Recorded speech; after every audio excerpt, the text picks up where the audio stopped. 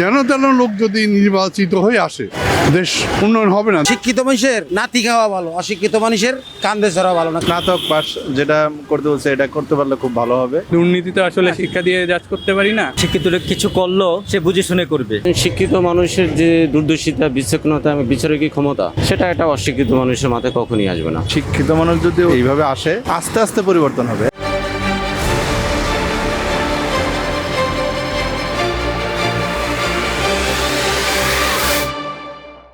দুর্নীতি কমবে, কিন্তু এটার একটা অপশন আছে।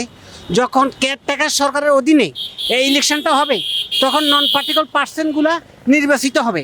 এখন যে ক্ষমতা থাকবে ওদের পার্টি লোকগুলা নির্বাচিত হয়ে দুর্নীতি আরও বাড়বে। সুতরাং কেয়ারটেকার সরকার অথবা তত্ত্বাবধায়ক সরকারের অধীনে আমরা এই ইলেকশনটা চাই। স্নাতক পাস হওয়াটা এটার সাথে আমি একমত, এটা সম্পূর্ণ বৈধ। এখন বিএনপি ক্ষমতায়, বিএনপি সব পাস করবে। আওয়ামী লীগ ক্ষমতা থাকা অবস্থা সব আওয়ামী লীগের পাস করছে।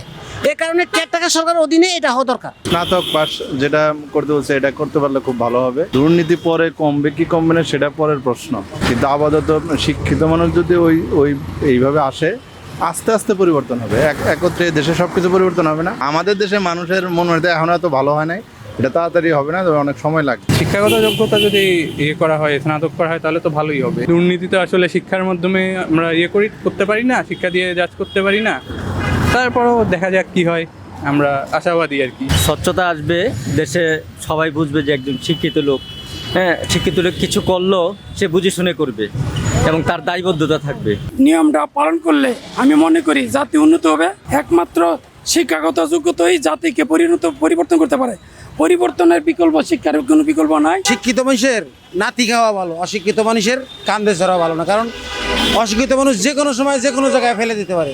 একজন সুশিক্ষিত মানুষ হইলে মানুষের কষ্ট বুঝবে, ব্যথা দুর্দশা বুঝবে। এই জন্য শিক্ষার মানটা ভালো হলে মানুষের মূল্যায়ন হবে, তারা সাধারণ জনগণও লাভবান হবে। যদি শিক্ষিত মানুষ হয় তাহলে তারা মেধা দিয়ে অন্যান্যভাবে তারা উপার্জন করবে, কিন্তু জনগণের হক মারবে না, জনগণের ন্যায্য পাও না। যেমন তাদের দুস্থ মাতার কম 20 কেজি করে দেয়, সেখানে 20 কেজি না দিয়ে দেবে 15 কেজি, তাই না?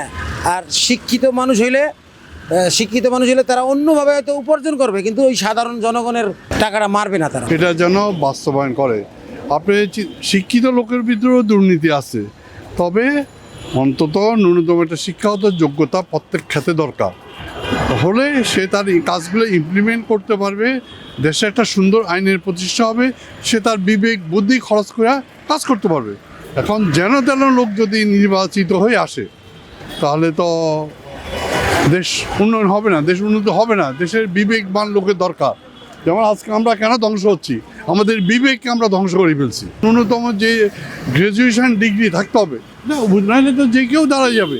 অর্থ আছে, টাকা আছে, সে টাকা জোরে বাহুবল দিয়ে সে নির্বাচন করবে। অত দরকার নাই। একটা শিক্ষিত মার্জিত ভদ্রলোক আসলে সে তার বিবেককে খরচ করবে, তাকে ধরা যাবে। দুর্নীতি একটা জিনিস, শিক্ষা আরেক জিনিস।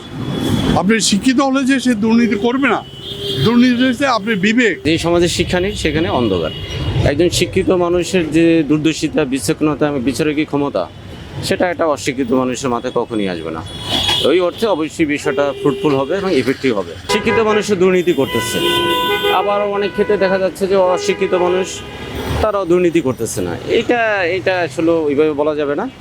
ঠিক আছে, কমতেও পারে, আবার যেমন আছে তেমনও থাকতে পারে।